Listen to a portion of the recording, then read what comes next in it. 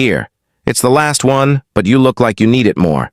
She held it out with both hands, a single wrapped butterscotch candy, slightly warm from her coat pocket, and looked at the man on the bench with the earnest, uncomplicated certainty of a child who has assessed a situation and arrived at the obvious solution. She was 4 years old, wearing a red coat with wooden buttons, and she had been saving that candy since after lunch.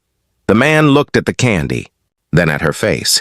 His eyes were red in the specific way of someone who had been crying not dramatically but persistently, the kind that comes when you have been sitting with something for a long time and the bench has become the only adequate place to do it. He took the candy, because refusing it felt like refusing something sacred. "Thank you," he said. His voice was rougher than he intended.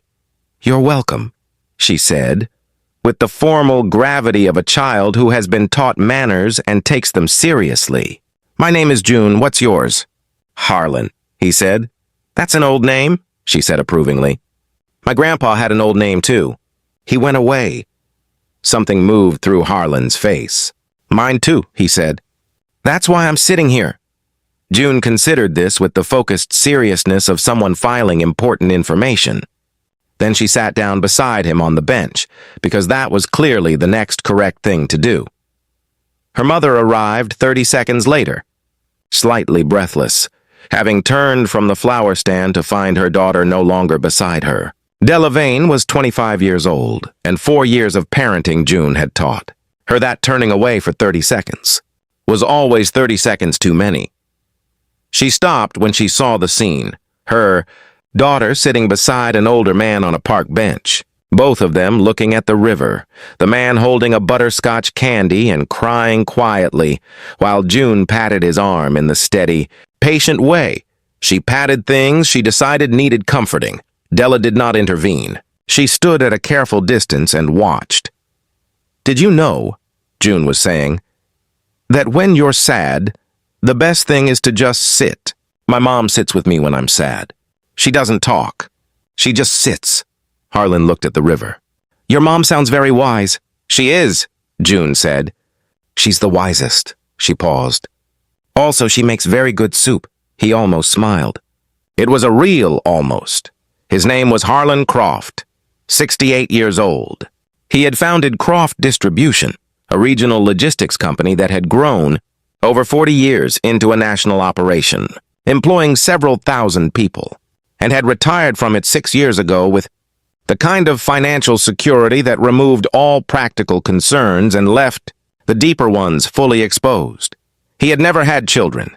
His brother, the only family he had remaining, had died 3 weeks ago at 64 suddenly, without the warning that would have allowed for the last conversation Harlan had been planning to have for years and had kept deferring because there was always more time. He had a meeting that afternoon with his attorney to review and finalize his will, a document he had been putting off with the same logic he had applied to the phone call, and which had become, following his brother's death, impossible to defer further.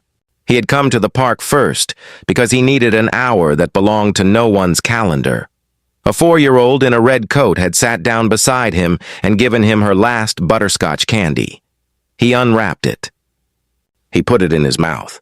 It tasted as butterscotch always did, of something reliable and old and good. Della came forward when June waved her over with the proprietary authority of a child who has decided everyone in a situation belongs together. She sat on the other end of the bench and they talked, carefully at first, then more easily, about the river, about the park, about the way certain losses sit differently in open air than they do indoors. She did not ask what he did. He did not volunteer it. He was just Harlan, an old man on a bench, and she was just Della, a young mother who had learned from her own grandmother that sitting with people was more useful than most things you could say. When June fell asleep against his arm, which happened with the swift, unconditional trust of a child who has decided someone is safe, Harlan sat very still and did not move so as not to wake her. "She does that," Della said softly. "She finds people who need company and she just stays." "She gave me her last candy," he said. "I know. She's been saving it since noon." Della looked at her daughter. She told me once that sad people need sweetness more than happy people do. I don't know where she got that. Harlan looked at the river for a long moment. She's right, he said.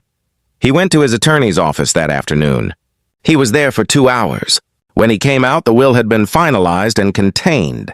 Among several significant bequests to institutions he had supported for years, a specific provision he had added that afternoon, a fully funded education trust, structured to activate when a child named June Vane reached college age, sufficient to cover 4 years of study at any institution she chose, with a remaining portion designated for her mother's housing stability. He had asked his attorney to draft a letter to accompany the notification, to be delivered when the time came. He wrote it himself in his own handwriting at the attorney's desk.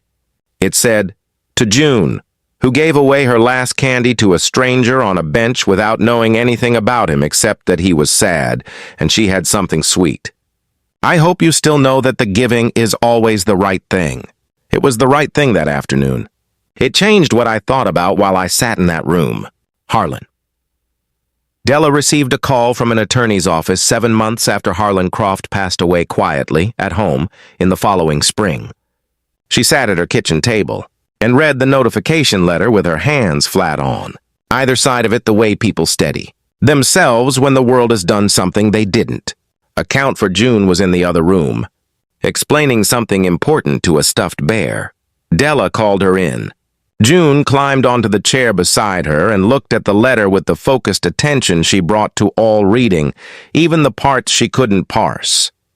"What is it, Mama?" Della pressed her hand over her daughter's.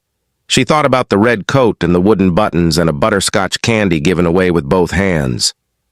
"Do you remember the old man on the bench?" "Harlan," June thought. Then, with certainty, "The sad one." "Yes," Della said softly. "He remembered you too." June looked at the letter, then out the window at the afternoon. "I'm glad he had the candy," she said simply. "Me too, baby," Della said. "Me too." Outside, the spring afternoon moved through the city in the way spring does. Patient, incremental, replacing the cold with something that felt, if you paid attention, like the world making good on a promise it hadn't forgotten. Give the last candy. Sit on the bench. Stay until the sad person's face changes even a little. You never know what room they're walking into afterward or what they'll carry with them when they do. If this story touched your heart, please like, share, subscribe, and comment. Let's spread more stories of kindness and hope together.